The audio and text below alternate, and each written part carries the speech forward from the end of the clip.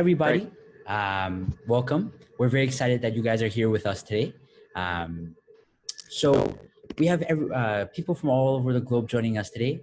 People from including China, Singapore, Dubai, Qatar, Ethiopia, Germany, France, and the list goes on. So we're very excited.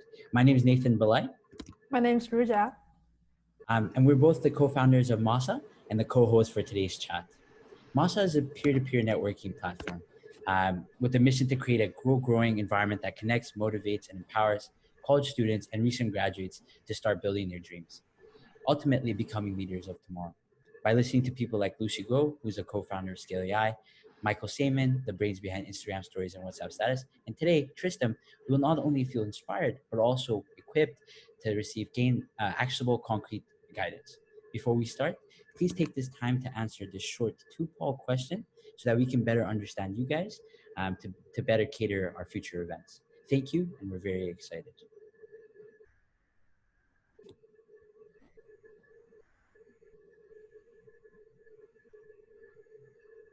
One additional note while people are filling in the poll, we'll be having a live Q&A towards the end, so feel free to ask your questions throughout the chat, and hopefully we'll get to it towards the end. Thank you. I'm glad to see the strong interest that many of you have for banking and consulting, because we're about to hear from someone who's had amazing experience with both, and that's our speaker for today, Triston Francis. Triston went to arguably the best business schools, the Wharton School for undergrad, and later attended Harvard Business School as the student body co-president. And Triston leads a truly achieved and diversified career trajectory. I interned with Google and Goldman Sachs during college, and later worked at Morgan Stanley in investment banking, sales and trading, and talent management. And more recently, Triston joined Boston Consulting Group first in the Philadelphia office and now in Singapore. And last but not the least, we're very honored and grateful for having Triston as MASA's board advisor. Nathan and I walk away with valuable advice from Triston for every single call that we've had. And so are very excited to host Triston today to share this peer-to-peer conversation with more aspiring youths like you. And Triston's here with us on the call. Thank you, Triston, for patiently listening to this long, amazing bio of your own. Could you tell us a bit more about yourself and maybe what you've been up to recently? Yeah, absolutely. And Nathan and Ruth, thank you so much for the opportunity and also for putting together MASA. I think it's going to have a huge impact. So I'm really excited to be a part of this conversation today. And for everybody that's on the line, my goal with these conversations is always to be as transparent as possible and to answer the questions that people have. So please do both submit questions, and then also to the extent that we don't get through every question, I'm pretty active on LinkedIn. So feel free to send me a message and I'll do my best to follow up in a very timely manner. So I guess to just give a little bit of an introduction about myself, I'm originally from New York. I'm a first generation college student, ended up going to Wharton for college, studied finance, legal studies, and business ethics while there. Had a very windy path to Wharton though. I really struggled academically when I was growing up. If it wasn't for a handful of nonprofit organizations, I don't think I would have ended up going to college in general, and I certainly wouldn't have ended up going to a place like Wharton.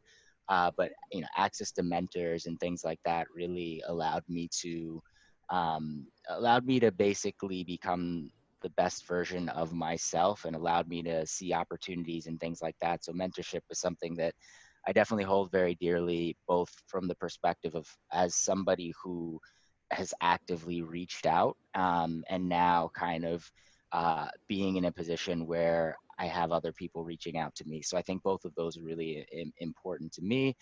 Ended up going to college. During my time in college, I decided early on that I wanted to focus largely on leadership. It was actually, it was the end of my freshman year. I was trying as hard as I could academically, but at the same time, I was, working 3 different jobs. I was supporting myself financially, and I was finding it hard to kind of be, a perfect student and also work these jobs at the same time.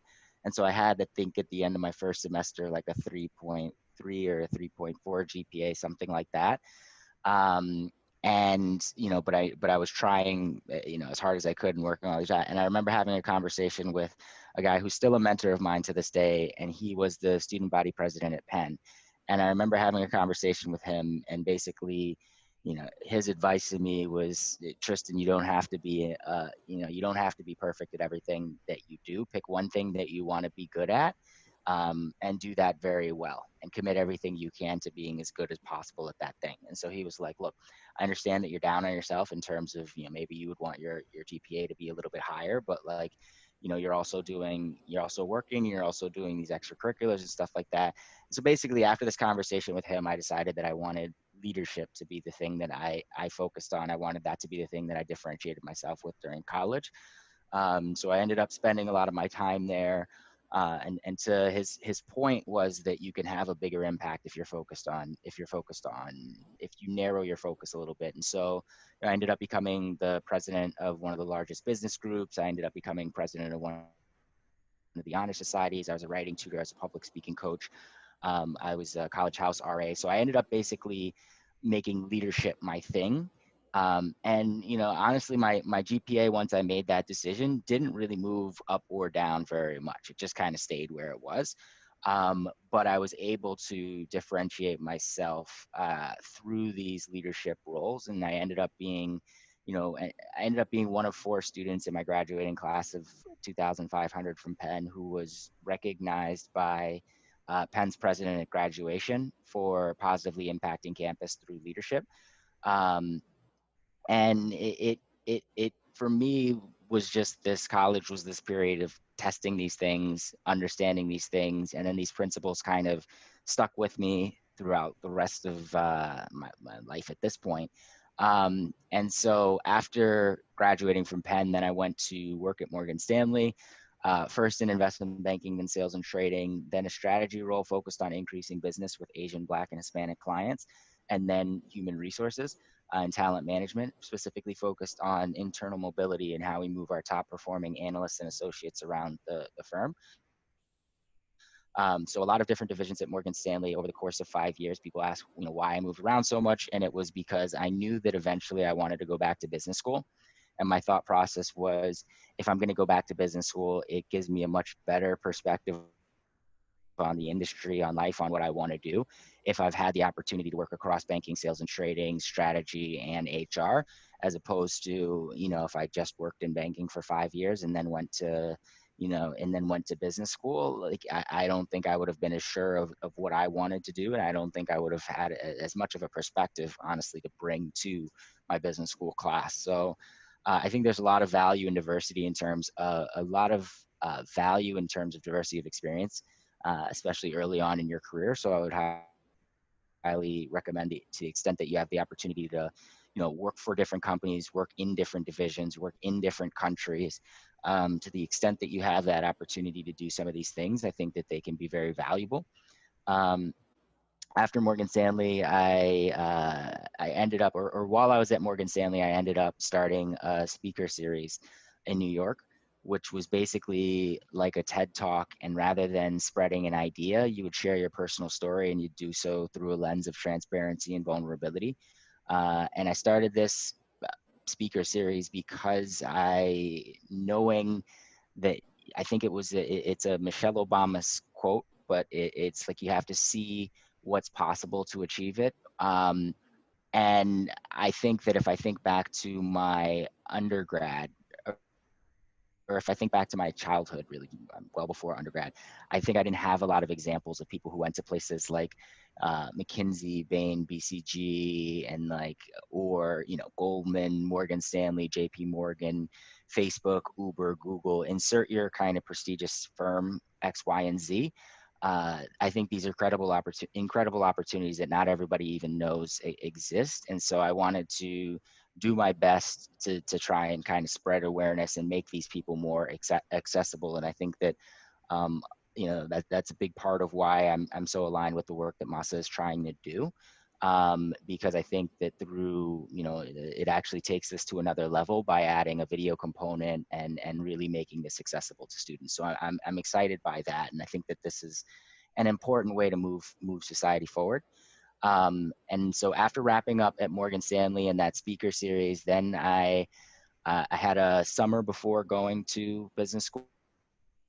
I went and worked for an education company in China. I was based in the Southwest in Chengdu. and I was helping them build partnerships with US universities. And it was an incredible opportunity. Again, I think there's a tremendous amount of value in switching industries, switching roles, switching countries. And I came to business school, and I came to business school very focused. So I knew what I wanted to do. I knew that I went into business school knowing that my goals were to, one, I wanted to be student body president. Two, I wanted to end up at BCG. And three, I wanted to be the education rep for my section, which is basically the liaison between your classmates and your professors. And then four, I wanted to get as much international exposure as possible. I'll admit, when I started business school, I did not think I would be ending up in Singapore after graduation. I'm really happy that I'm here. I more so was thinking about it through the lens of it would be great to spend time with classmates in their home country and so forth, which I did a lot of during business school.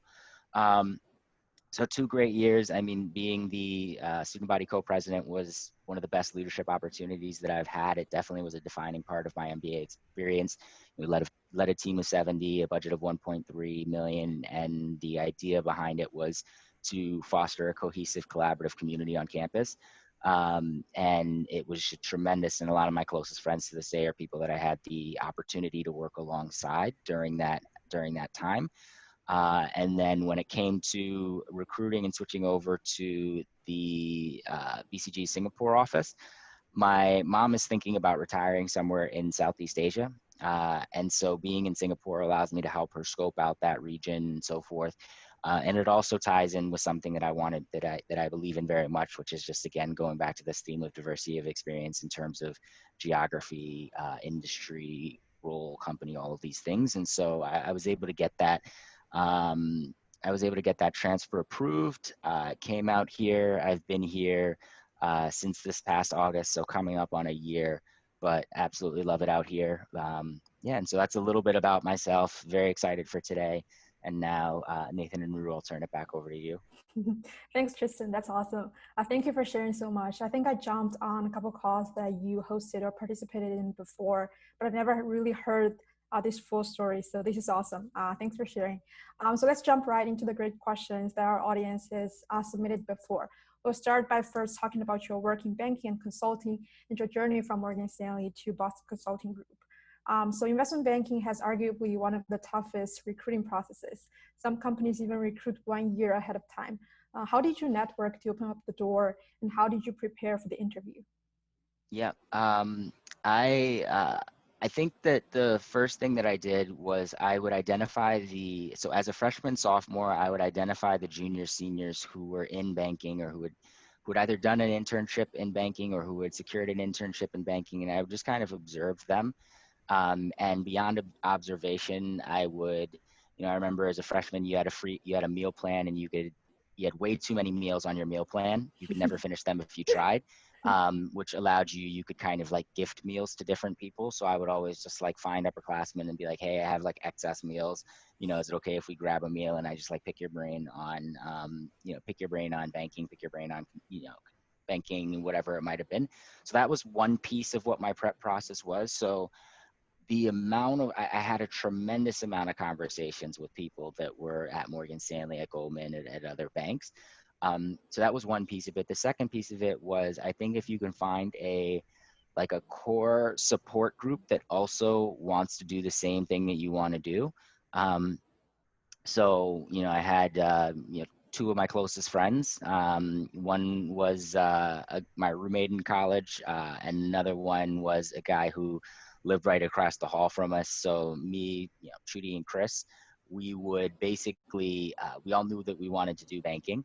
And we would do mock interviews with each other every single day with absolutely no exception.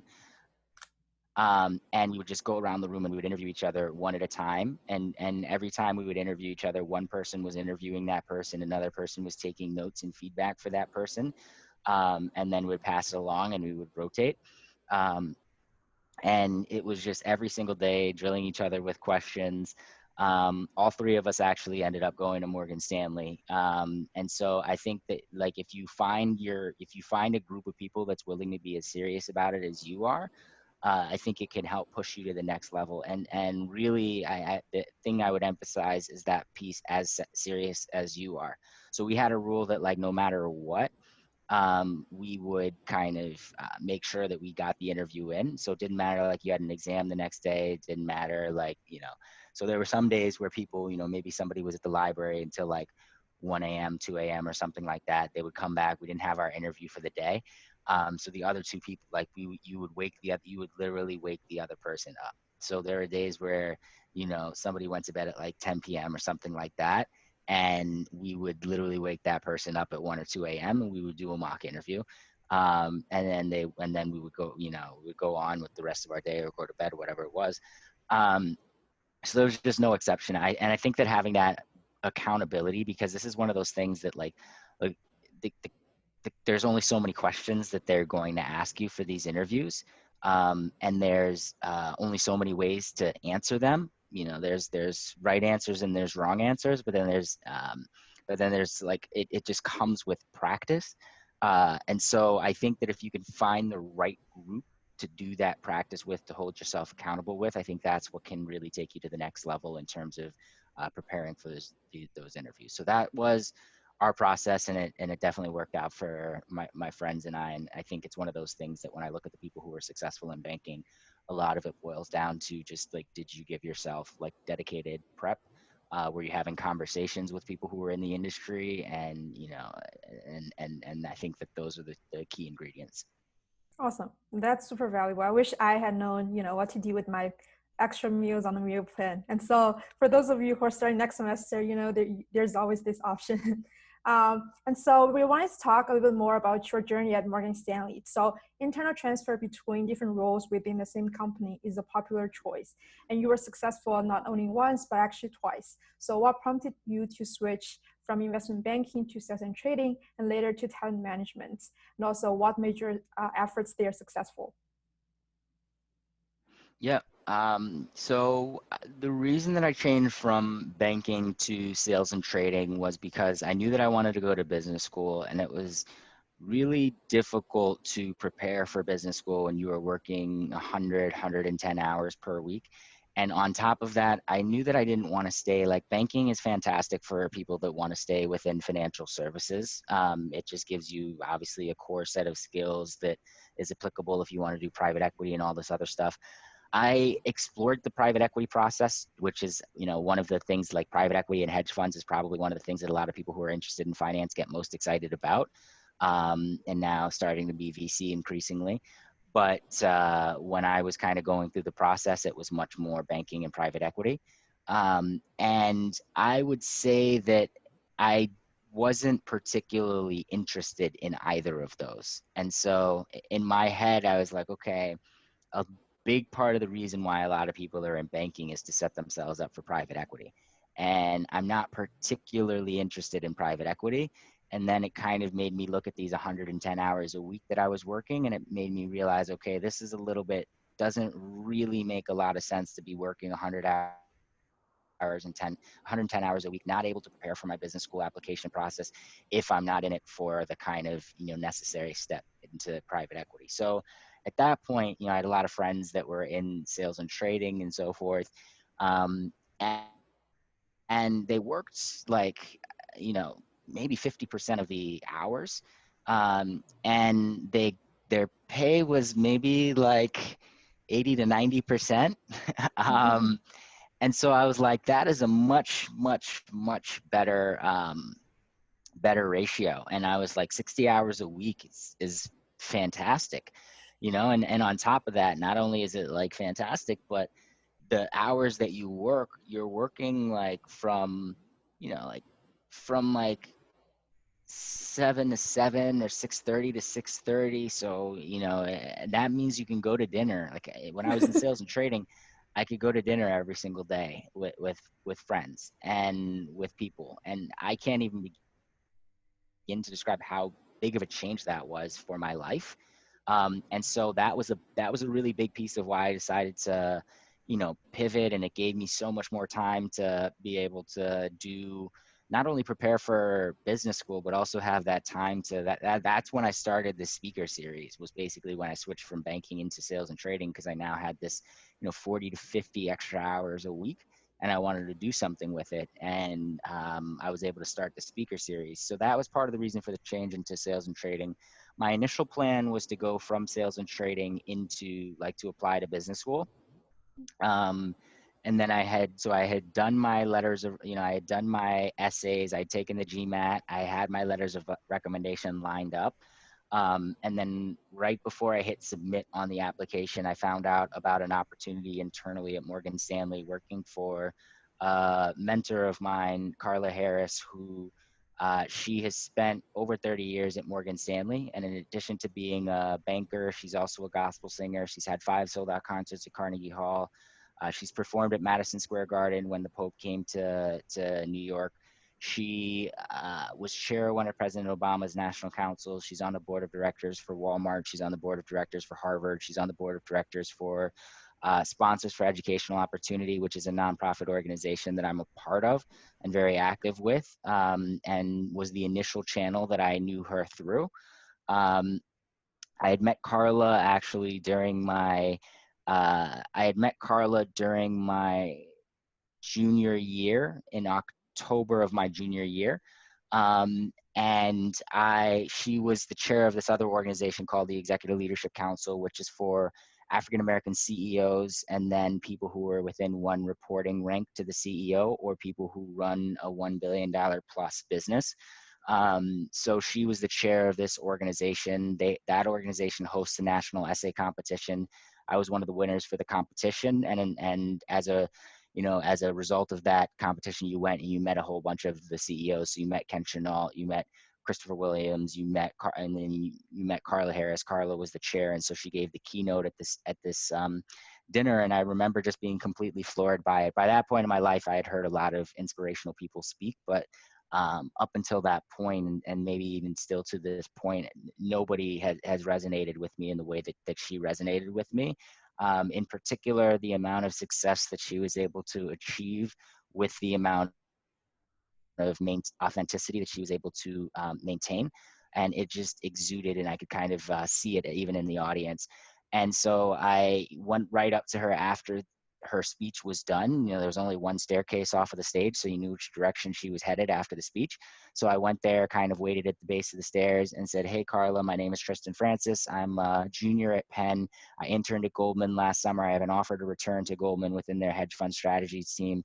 A lot of my mentors are at Morgan Stanley, and from a culture perspective, I think it might be a really good fit. I'm interested in interviewing it at Morgan Stanley. If I end up at Morgan Stanley, would it be okay if we sit down and have a conversation?" Carla was like, "Yep, absolutely." She gave me her card. She was like, "Let me know if I can be helpful at any point." I ended up getting the internship at Morgan Stanley. And then once I got the internship at Morgan Stanley, and once I was at Morgan Stanley, I sent her a message, replying back on top of the message that I had previously sent her, saying, "Hey, Carla, I'm here at Morgan Stanley now. Would love to, sit down and connect at some point over the summer." Sat down with her towards the tail end of my internship, and it was a really important conversation because in my head I was on the fence between going into banking and then going into something like Teach for America, just because I felt like, all the opportunities that had been given to me, I felt like part of me felt wrong about going into Wall Street. And then I had a conversation with Carla about it, and she was like, "Look, she's somebody that's very passionate about education as well." And my takeaway from this conversation with Carla was, you don't have to let your title define the impact that you want to have. And as a result of that, I realized, like, okay, well, there's this conversation with Carla, and she's like, look, she's very passionate about education, and when she does these events at Carnegie Hall, she'll raise like $300,000, $400,000 that she then can donate to nonprofit organizations. So she's donated like millions of dollars over the years to nonprofit organizations. And her point is that if she thinks about in her life the impact that she's able to have on education, arguably she's able to have a bigger impact on education by being a champion in the private sector. And that's partially because she, was describing, and she's like, look, I'm a fantastic investment banker, and I have a passion for teaching, but that doesn't necessarily mean that I'm going to be like a good teacher. And she, even joked that she's not particularly the most patient person in the world when it comes to like seeing change and progress. And like teachers need to be like very, very patient. So she's like, I don't have that core ingredient. So, I might not have been the greatest teacher, but I can be a fantastic board member, or I can be a fantastic like fundraiser or all of these other things. And it made me just realize again that you don't have to let your title define your impact. And so anyway, long story short, I decided to take this opportunity working or I decided to delay business school. I applied for the opportunity in my head. I was like, if I get this opportunity working for Carla, I'm going to delay business school. I got the opportunity to work for Carla, and I remember my interview with her. She, by this point, we knew each other fairly well because I had every event that she was at, I sat in the front row. I asked a question. I went and I gave her a quick update after the event. I checked in. I would send her quarterly emails. I'd meet with her, a few times every year. So by this point, by the time I was sitting in front of her being interviewed for this role, I definitely, I knew who she was. I had read both of her books inside and out. I had like more or less like studied her videos and so forth. Like for me, Carla Harris was like the equivalent of a class.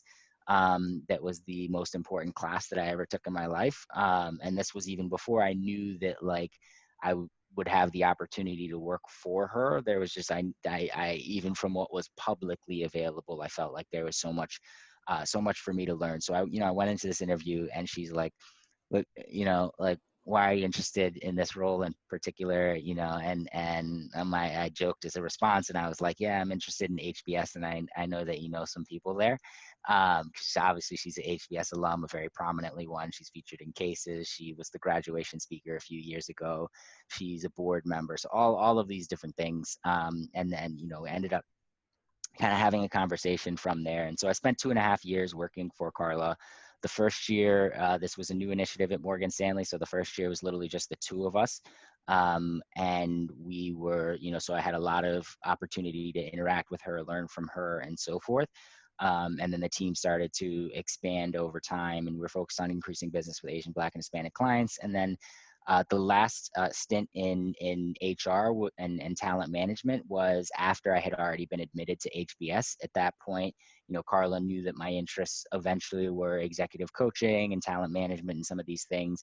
And so her point was it'd be good to get a little bit of exposure to that before you go into HBS, so that you can speak to some of these talent related topics from the perspective of somebody who has actually been in HR for a little bit, as opposed to, a lot of your classmates are going to be speaking on these topics, but with just through the lens of their own interaction with HR, but not actually through the lens of having been in HR.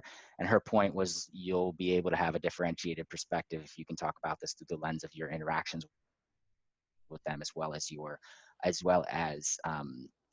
actually experience on the other side interacting with people like you.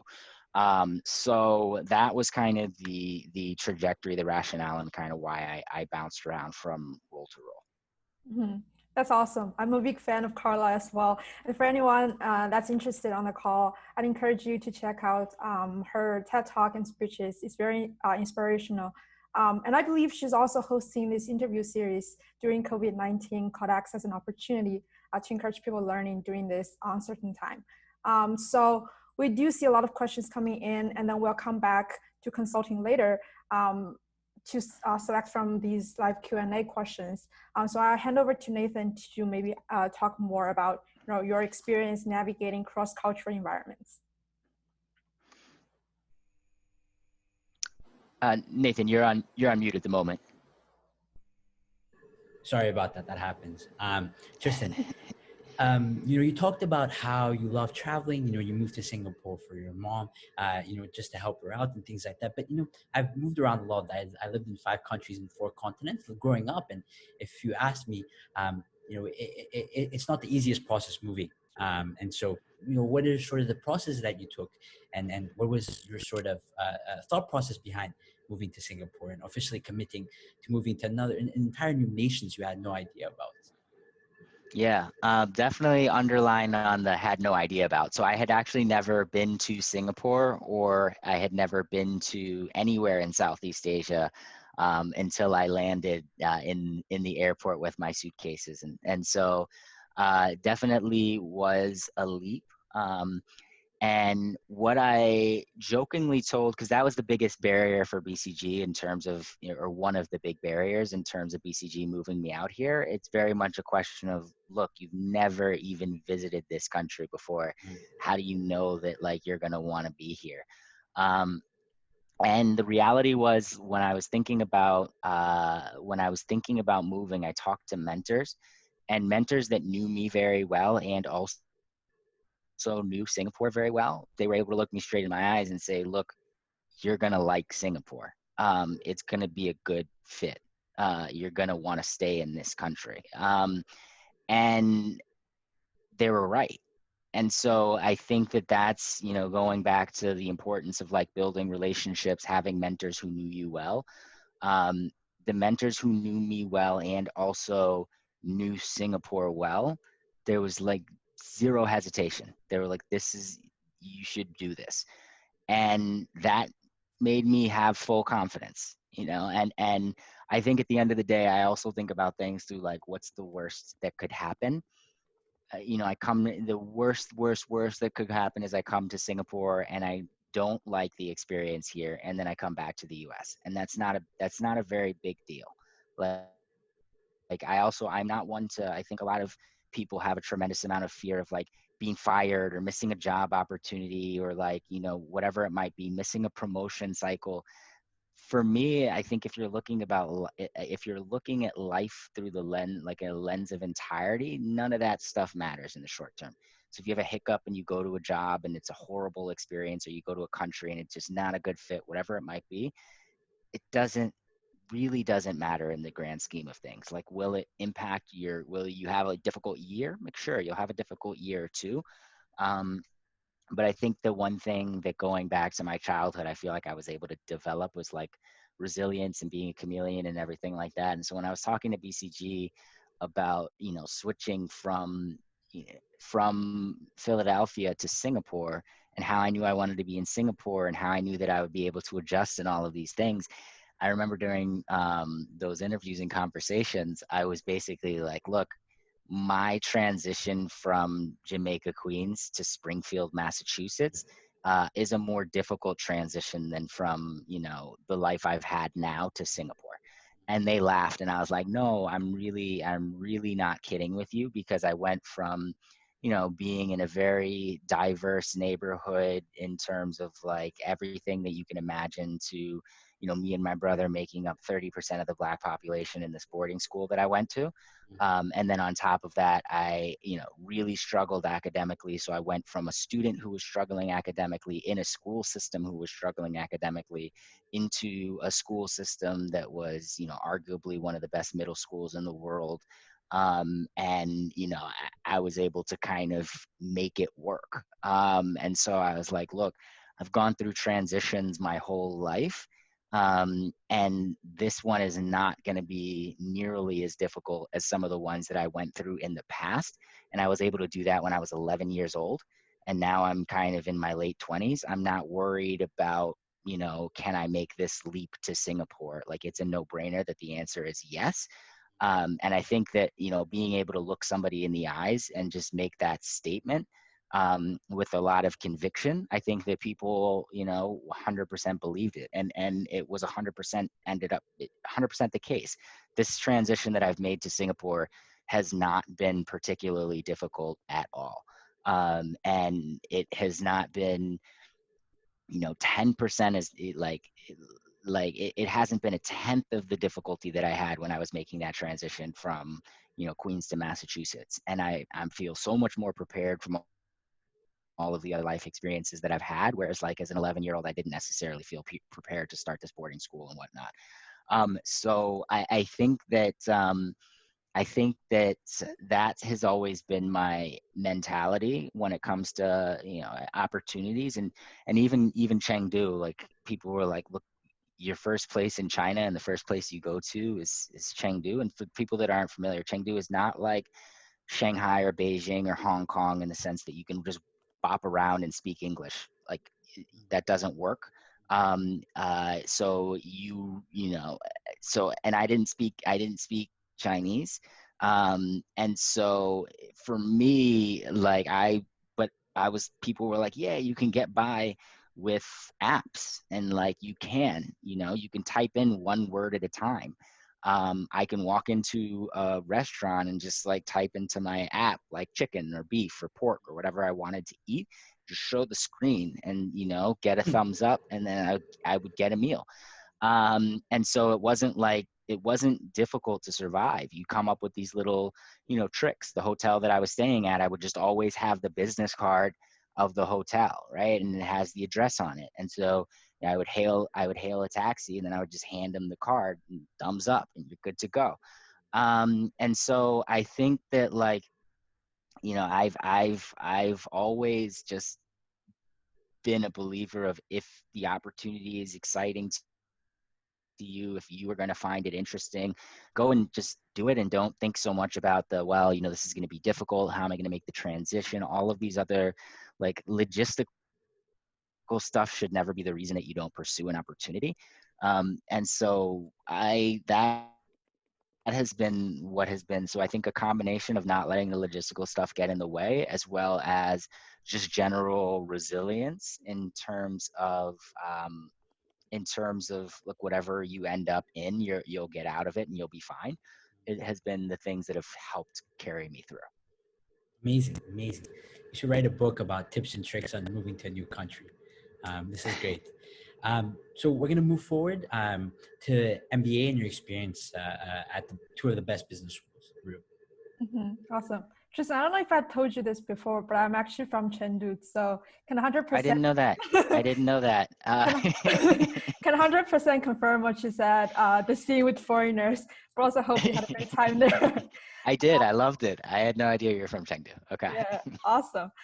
So we wanted to hear more of your experiences, for these MBA programs. So MBA is a huge investment for many people, not only in terms of financial resources, but also time commitment of leaving a full-time job for 2 years and sacrificing the pay and work experience. So looking back, do you find it worth it? And how were you evaluating the gains and losses at the time?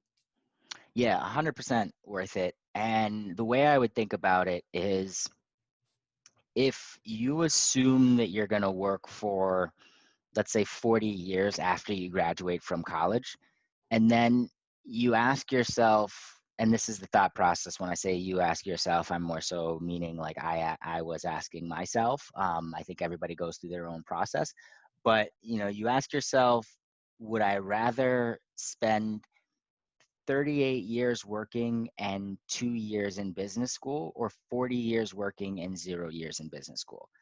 There is 0 scenarios that I ran through my head where I would rather spend 40 years working and 0 years of business school.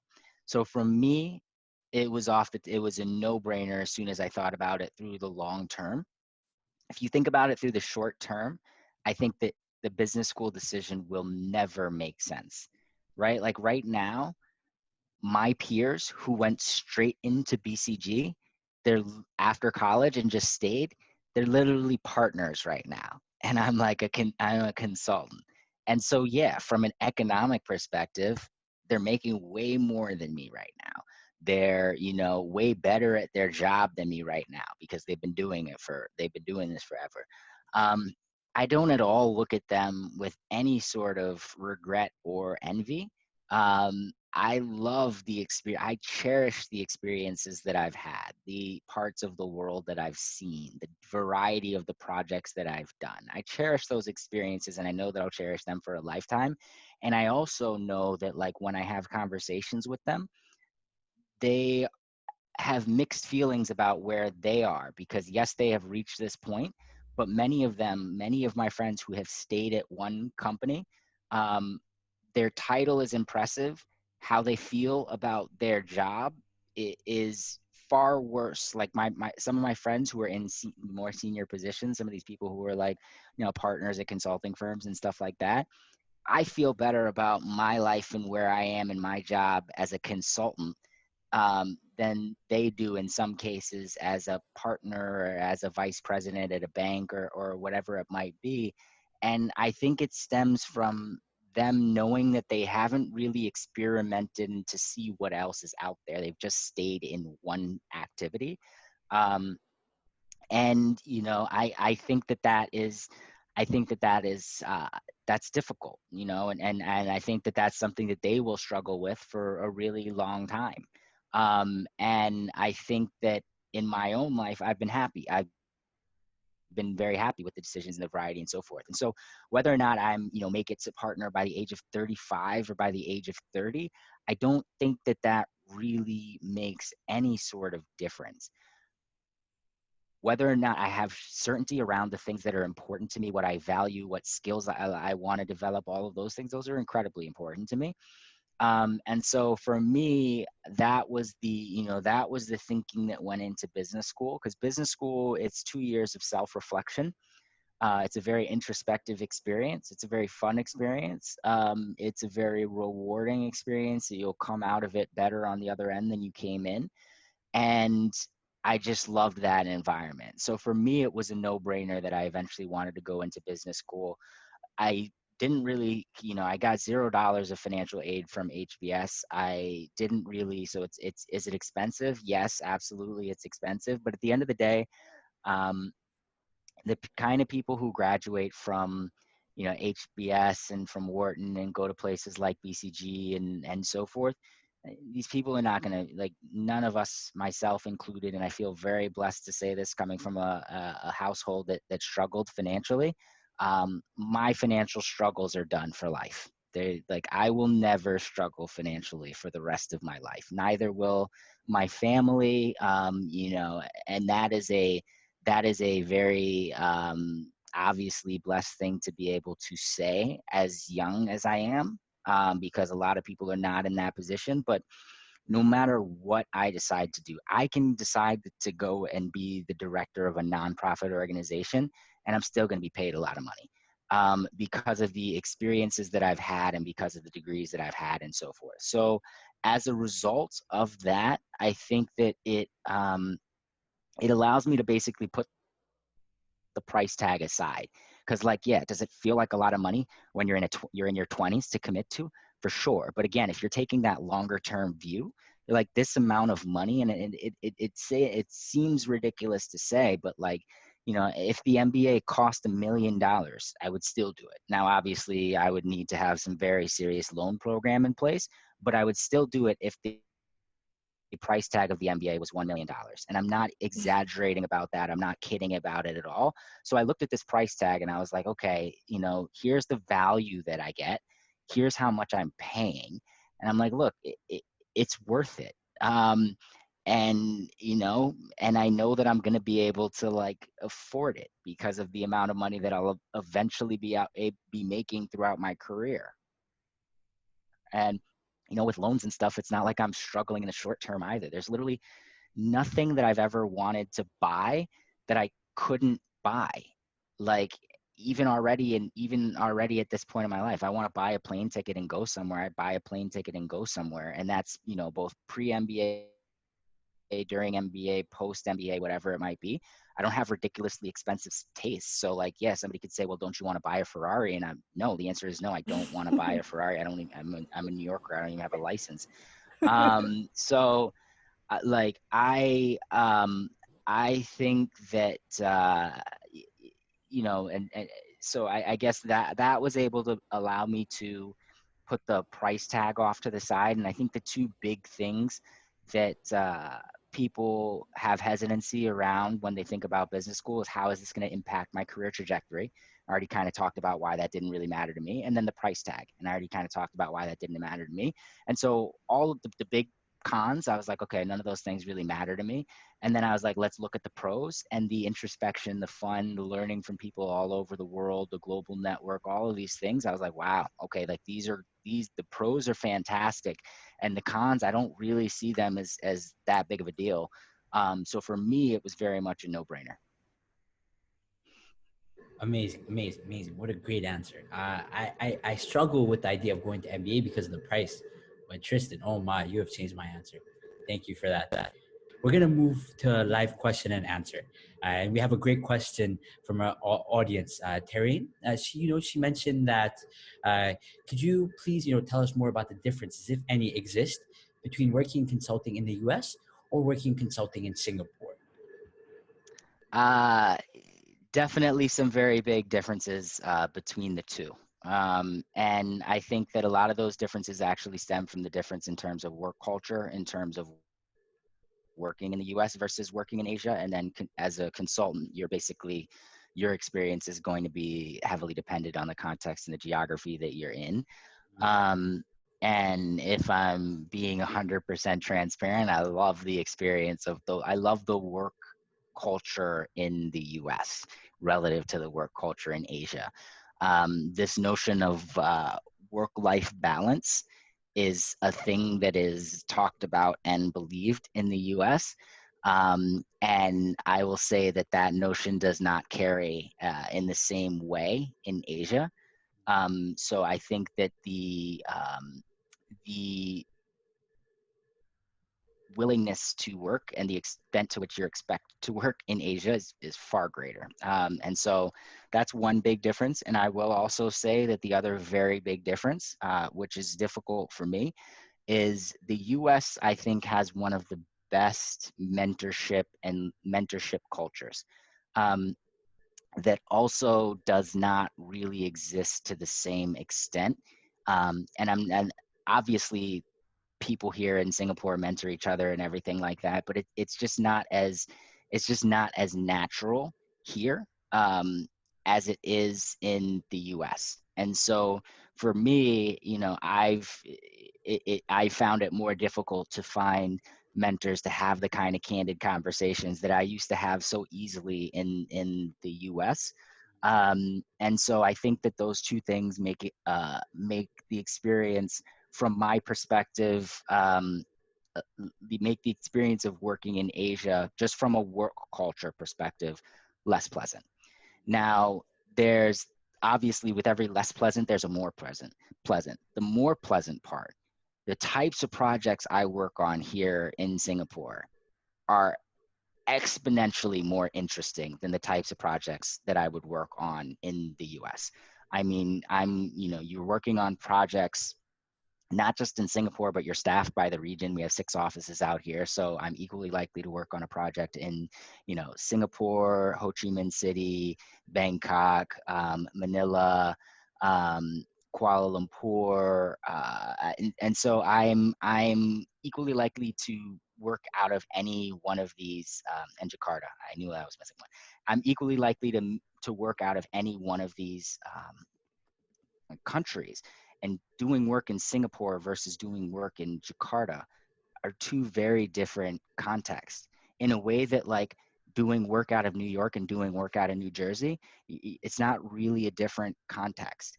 And so I will say that my learning is greater in Asia than it would be in the US, for sure, because of the types of exposure, the projects that you go into, all of the stuff that I'm mentioning. And people talk about, you talk to consultants and they have a variety of different experiences that they work on and so forth. But if you talk to, like, somebody who's a consultant out of one of the offices in Southeast Asia versus somebody that's a consultant out of, like, a New York office or a San Francisco or a Boston, and you talk about, like, hey, like, walk me through the projects that you've done, you'll be floored by both of them if you're not a consultant. But you'll be floored particularly by the people who are based out of Southeast Asia. Just the diversity of projects, the diversity of countries, the diversity of it. It's just more interesting work. And so it's a trade-off. And then I would say, in every way that I'd say that the work culture I said was not as pleasant. I'd say that life, though, here is far more pleasant. So I don't know how many people have spent time here in Singapore, but it's unreal. It's amazing. In terms of, like, it's just a very comfortable life. It's incredibly clean. Everything here just just works. Like if the train happens to be a minute delayed, you know, like that's a rarity that's like kind of crazy versus I'm used to New York City where you show up and it says that the train is 9 minutes away and then it actually shows up like 20 minutes later. Um, Versus like I've never had to wait more than like, 3 minutes for a train in Singapore. Um, and so the quality of life here is fantastic. So I guess what I would say is there's differences in terms of work and there's differences in terms of like, yes, BCG is a place that has one culture across the board, but there's no way that one culture across the board can be actually universally applied. So it obviously is heavily dependent on the context of the country that you're in. And within Asia, I think that the working culture is one where there's a greater expectation of hours and there's lesser of a culture of mentorship. But the flip side of that is the opportunities and the projects that you work on have a greater variety, and I personally find a lot more interesting. So that's how I would think about the differences between the two. Amazing, amazing. Thank you for that, Tristan. Tristan, we have a question from Dallin Richardson. He's asking, what will consulting industry look like after the pandemic? And I think when you answer that question, I think it would be great if you can hit on, how it's affecting the global economy as a whole. Yeah. So I would say, post-pandemic, during the pandemic, the big change has been obviously 100% of the work that we're doing is virtual. So I haven't been to BCG's office since, actually haven't been to BCG's office since like early February. So it's been a long time at this point. And it's weird because I'm now working on projects. I've been working on projects with people that I actually haven't met in person before. And so it's weird. You're able to get the work done, though. I think that this period has shown us. So to the question of how I think consulting will be done differently, I do think that it's going to change the consulting model. Why? Because we're able to show that we can get projects done digitally. And so, that brings into questions like, does our team really need to make this trip every single Sunday to Thursday? Like, or every single Monday to Thursday? Does that really make sense? Because it costs a lot of money. It's not good for the environment. We used to do it because it was absolutely necessary, but now it's pretty questionable how necessary it is. So is there a model where, we travel every other week? Is there a model where we travel three out of 3 days a week and then come back and have 2 days in our home office? There's this whole, is there a model where part of the team travels every week, but not everybody's traveling every single week? There's 100 different ways to slice this thing. And for sure, I think it's going to look different once we're on the back end of COVID. I don't think that the usual consulting model is going to be the same. In terms of the impact on the economy, I think that companies, a lot is on hold during COVID. So you had a lot of companies that were hesitant to make major strategic decisions because they're kind of in wait and see mode, in the same exact way that like before major, presidential elections or things like that, you have companies that are in wait and see mode. And so what that means is I think that a lot of companies are probably developing post-COVID strategies or have been developing post-COVID strategies, no doubt about it. And are sitting behind waiting to hit play on whatever button, on whatever they have created. And so I do think you're going to see a lot of innovation and a lot of change and a lot of things like that come right on the back end, because industries are changing. The way people are going to want to travel is going to change. All of these things are there are very things that we were accustomed to that are going to change and be different after COVID. And I think that that has an impact on the economy as well. So that would kind of be my thought there.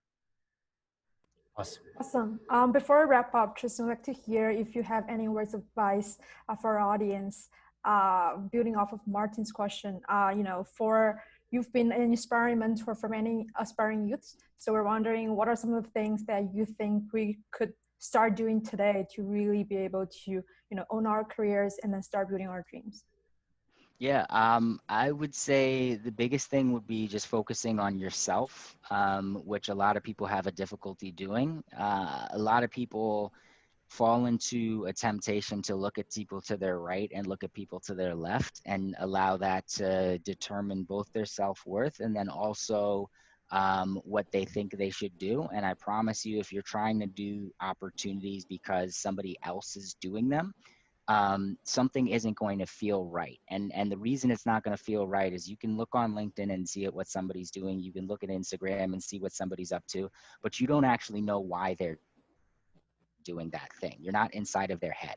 So if you go and you try and do the same thing as somebody else, it may not feel the same way because you don't have all of that, thought process into why they were doing it and what they were doing it. And so I think that can lead to a lot of discomfort. So what I would encourage people to instead do is just pursue things on the basis of what you think you want to do and put blinders on when you're making your decisions about what you're doing in life.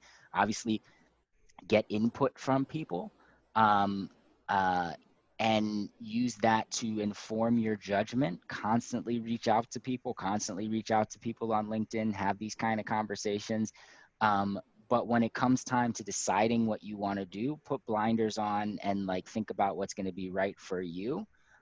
You increase your ability to do that by really focusing on introspection and getting to know yourself, which is what I would encourage you to spend time doing. So for me, that's meant, going to therapy on a weekly basis for over a decade. It's meant journaling on a nightly basis for a really extended period of time. Whatever the activity, some people it's meditation, whatever the activity, do something that's going to help you get to know yourself, because that's what you need to make decisions on the basis of around your career, around your life, not on the basis of, this person is doing that and it seems great, because you do not know if you're not in that person's head.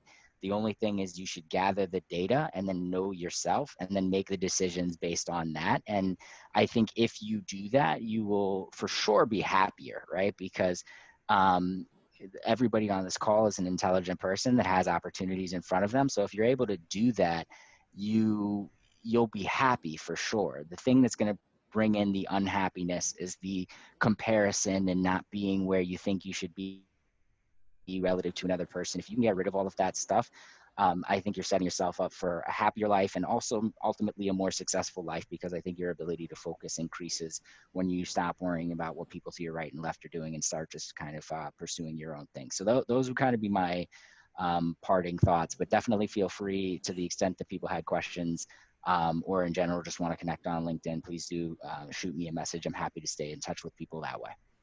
Awesome. Thank you so much, Triston, for the valuable insights you shared. We've been looking forward to hosting you since day one, so we really appreciate you taking this time. And for everyone on the call, we are very grateful for your active participation. Some of you have reached out to share ways for us to improve MASA further, and we take these feedback to heart. We have exciting news to share. We are planning to expand our team and we'll announce recruited positions in the upcoming weeks. We hope that you'd consider joining us and to contribute to MASA's future and our shared vision. And we really mean it when we say that MASA is a platform that connects aspiring peers. So please feel free to drop us a note if there's any particular speaker that you'd like to hear from as well. And we look forward to hearing from you. And thanks again, everyone. Take care. We'll see you all next time. Thank you, Triston. Thank you for that. Thank Awesome. you, everyone. Awesome. Thank you. Thank you, guys. Bye-bye. Bye.